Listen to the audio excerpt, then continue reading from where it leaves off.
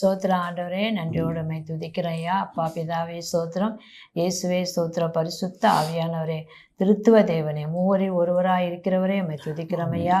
உங்கள் அன்பு பெரியது, உங்கள் இரக்கம் பெரியது, உங்கள் கிருபை பெரியது ஆண்டவர். அநாதி சிநேகித்தினால் சிநேகித்தேன், காருண்யத்தினால் உன்னை இழுத்துக்கொண்டேன் என்று சொன்னீங்களையா. இதோ இந்த நாளிலும் கூட ஆண்டவர் டிவி முன்பாக பாடலோடு ஆண்டவரே அப்பா கேட்கிற பாடலையும் வார்த்தையும் ஆண்டவரே பிள்ளைகளுக்கு ஆசீர்வாதமாக இருக்கட்டும் ஆண்டவரே. கிருபை சூழ்ந்து கொள்ளட்டும். இயேசுவின் நாமத்தை கேட்குறோம் நல்ல தகப்பனே, ஆமென். எக்கால தொனி முழங்க நம் இயேசு பிறந்தாரே, எக்கால தொனி முழங்க நம் இயேசு பிறந்தாரே. அவரை போற்றி அவரை வாழ்த்தி என்றும் துதித்து மகிழ்ந்திடுவோம். அவரை போற்றி அவரை வாழ்த்தி என்றும் துதித்து மகிழ்ந்திடுவோம். நாம் சாபம் நீக்க வந்தார், நம் பாவங்கள் நீக்கிவிட்டார். நம் சாபம் நீக்க வந்தார், நம் பாவங்கள் நீக்கிவிட்டார். அவரை போற்றி அவரை வாழ்த்தி என்றும் துதித்து மகிழ்ந்திடுவோம். அவரை போற்றி அவரை வாழ்த்தி என்றும் துதித்து மகிழ்ந்திடுவோம். உள்ளமெல்லாம் மகிழுதையா உந்தன் அன்பை நினைக்கையிலே, உள்ளமெல்லாம் மகிழுதையா உந்தன் அன்பை நினைக்கையிலே. அவரை போற்றி அவரை வாழ்த்தி என்றும் துதித்து மகிழ்ந்திடுவோம். அவரை போற்றி அவரை வாழ்த்தி என்றும் துதித்து மகிழ்ந்திடுவோம். அல்லேலூயா. ஆண்டவரே அப்பா, இந்த பூமியில சாபத்தை நீக்க வந்தீங்களே, எல்லா பாவங்களையெல்லாம் துளைத்து விட்டீங்க ஐயா. பூமி முழுவதும் சமாதானம் தந்திட ஐயா நீர் இந்த பூமிக்கு வந்தீங்க ராஜா. அரண்களை தகர்த்து விட்டீங்க, எல்லா நுகங்களையும் முறித்து போட்டீங்களே, பூமி முழுவதும் சந்தோஷத்தை கொடுத்தீங்களே ஐயா. உம்மை போல ஒரு தெய்வம் இல்லையே தகப்பனே. அன்பானவரே, அருமையானவரே, இரட்சகரே, பாதுகாப்பு கொடுக்கிறவரே, அல்லேலூயா. அந்த நாளிலும் கூட மன வருத்தத்தோடு பலவீனத்தோடு அமர்ந்திருக்கிற மக்களுக்கு நாங்கள் செபிக்கிறோம். என்ன பாரங்கள் இருந்தாலும் கர்த்தர் மேல் உன் பாரத்தை வைத்துவிடு, நீ கலங்கி தவிக்காதே என்று சொன்ன தேவன். அப்படியாக ஆண்டவரே, பிள்ளைகளை குறித்தோ இல்லையா கடன் பிரச்சனைகளை குறித்தோ வேறு எந்த கஷ்டங்கள் இருந்தாலும் இந்த நாளிலே இயேசுவை நோக்கி கூப்பிடும் பிள்ளைகள் ஒவ்வொருவருக்கும் விடுதலை கொடுக்க முடியாது ஜெபிக்கிறோம் ஐயா. பூமி முழுவதும் சமாதானம் கொடுக்கவே நான் இந்த பூமிக்கு வந்தேன் என்று சொன்னேன்.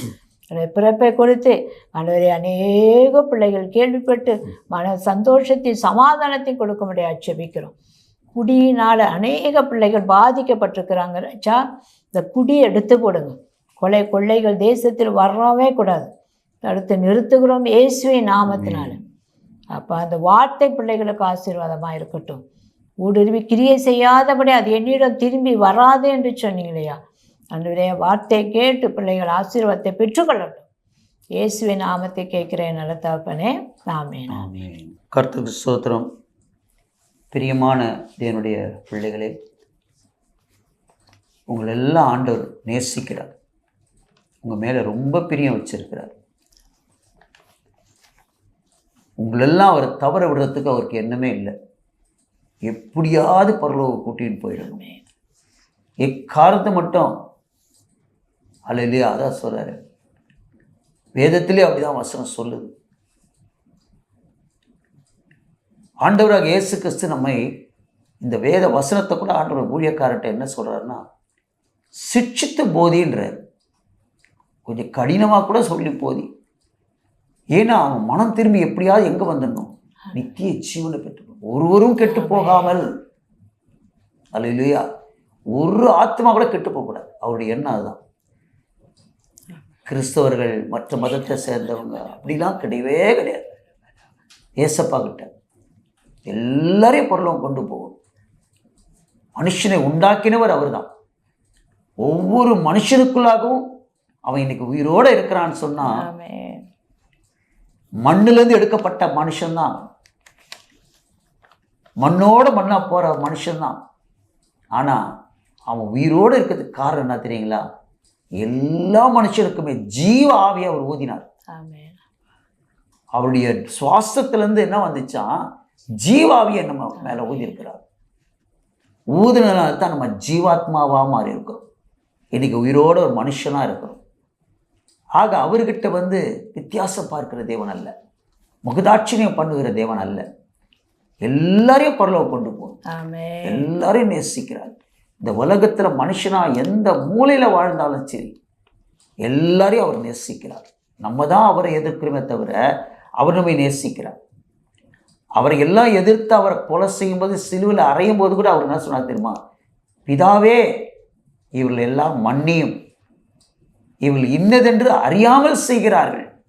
அப்படின்னா அவங்களுக்கு தெரியல, நான் எதுக்கு வந்தேன், ஏன் அவங்க மேலே நேசம் வச்சிருக்கிறேன், ஏன் உங்களை இப்படி நடத்துகிறோன்னு நினைக்கிறேன், ஏன் நல்வழியில் அவங்க நடத்தி பார்க்கணும் வாழணும்னு நினைக்கிறேன்னா அவங்கள பரலோகத்துக்கு கொண்டு போகிறேன்றது அவங்க என்னஇல்லை, அவங்களுக்கு தெரியல. அதனால என்ன செய்கிறாங்க? அவங்க சிலுவையில் அறையிறாங்க. அவங்கள மன்னிச்சிருங்கன்னு தான் சொன்னார். அல்லேலூயா. இன்னைக்கும் நம்முடைய இப்படித்தான் நம்ம எதிர்த்தாலும் அவர் நம்மை மன்னிக்கிற தேவனாக தான் இருக்கிறார். அல்லேலூயா. கர்த்தருக்கு ஸ்தோத்திரம். இங்கே என்ன நடக்குதுன்னா பார்த்தீங்கன்னா, வேதம் நமக்கு வார்த்தைகள் எப்படின்னா எச்சரிக்கை வார்த்தையாக இருக்கிறது. நீதிமொழிகள் புத்தகம் 19வது அதிகாரத்தை 27வது வசனத்தை வாசிக்கிற கேள்வி. என் மகனே, அறிவை தரும் வார்த்தைகளை விட்டு விலக செய்யும் போதகத்தை நீ கேளாதே. என் மகனே, அறிவை தரும், அறிவுனா உணர்ந்து கொள்ளுகிறது. அல்ல இல்லையா?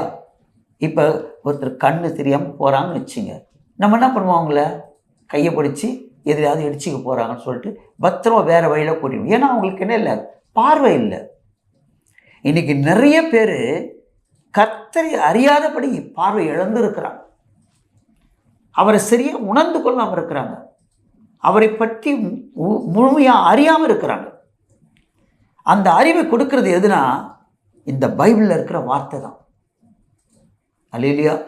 அதான் சொல்றார், என் மகனே, அறிவை தரும் வார்த்தைகளை விட்டு விலக செய்யும் போதகத்தை நீ கேளாதே. சபைக்கு போவாத, இயேசுவை ஏற்றுக்காதுன்னு அப்படி சொல்ற அந்த வார்த்தையை நீ கேளாத. நீ கேட்டினா என்னை அறிய முடியாது, உன்னால் என்னை புரிஞ்சிக்க முடியாது, என்னை தெரிஞ்சு கொள்ள முடியாது, என்னால் உனக்கு என்ன நன்மை நடக்குன்றதை நீ தெரிஞ்சுக்காம இருக்கிற. அல்லேலூயா. எபிரேயர் 10:25 சொல்றது, சபை கூடுதலை சிலர் விட்டு விடுகிறது போல நாம விட்டு விடாமல் ஒருவருக்கொருவர் புத்தி சொல்ல கடவோ, நாளானது சமீபத்தில் வருகிறதை எவ்வளவாய் பார்க்கிறீர்களோ அவ்வளவாய் புத்தி சொல்ல வேண்டும்ன்ற. ஆண்டுடைய வருகை மிகவும் எப்படி இருக்குதுன்னா சமீபமா இருக்குது பிரியமானவர்களே, சீக்கிரம் வரப்போகிறார். இப்ப ஒரு பெரிய அழிவை இந்த உலகம் எதிர்நோக்கி பார்த்து கொண்டிருக்கிறது. ஆனா ஆண்டவர் சொல்றாரு, தீங்கு வரும்படி நீதிமானை தீங்கு வரும் நாட்களுக்கு முன்பாக நான் நீதிமானை எடுத்துக்கொள்வேன்ற. தீங்கு வரத்துக்கு முன்னாடி ஆண்டவர் நம்மளை என்ன செய்வாராம்? எடுத்துக்கொள்வாராம். நம்ம அந்த உபத்திரத்தில் சிக்கிக்கொள்ள மாட்டோம். அல்லேலூயா. ஒரு யுத்தம் நடக்குதான், பில்டிங்கில் திடீர்னு விடுதுனா அந்த இடுபாடுகளில் சிக்கி தவிக்கிறாங்க எவ்வளோ பேர். அல்லேலூயா. அப்போது அந்த அந்த சுடுறதுனால, அந்த ஃபயர் பண்ணுறதுனால எத்தனை பேர் கை கால்களை இழந்து போயிருக்கிறாங்க வார் நடக்கிற இடத்துல. இப்போ கூட லெபனானுக்கும் இஸ்ரேலுக்கும் சமாதானம் வந்ததுன்னு சொன்ன உடனே எல்லாருக்கும் ஒரு சந்தோஷம் தானே. எவ்வளோ பேர் ஜெபிச்சிருப்பாங்க, ஐயோ இந்த யுத்தத்தை நிறுத்தி கொடுங்க ஆண்டவரேன்னு சொல்லி, சமாதானத்தை கொடுங்கன்னு ஜெபிச்சிருப்பாங்க.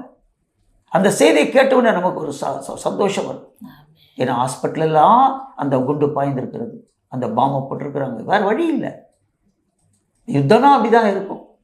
ஆனால் ஆண்டவர் எல்லா தீங்கும் நம்ம வர்றதுக்கு முன்பாகவே நம்ம எடுத்துக்கொள்ளப்படுவோம், நம்மளை காப்பாற்ற நினைக்கிறார். காலம் சமீபமாக இருக்கிறபடினாலே சபை கொடுத்த விட்டு விடுவர்களுக்கு புத்தி சொல்லுன்றார்.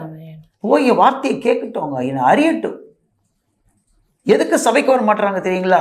இது செய்யாத அதை செய்யாதுன்னு சொல்கிறாங்களே, ஏன் செய்யாதுன்னு சொல்கிறாங்க அது புரிஞ்சுக்க தெரியல.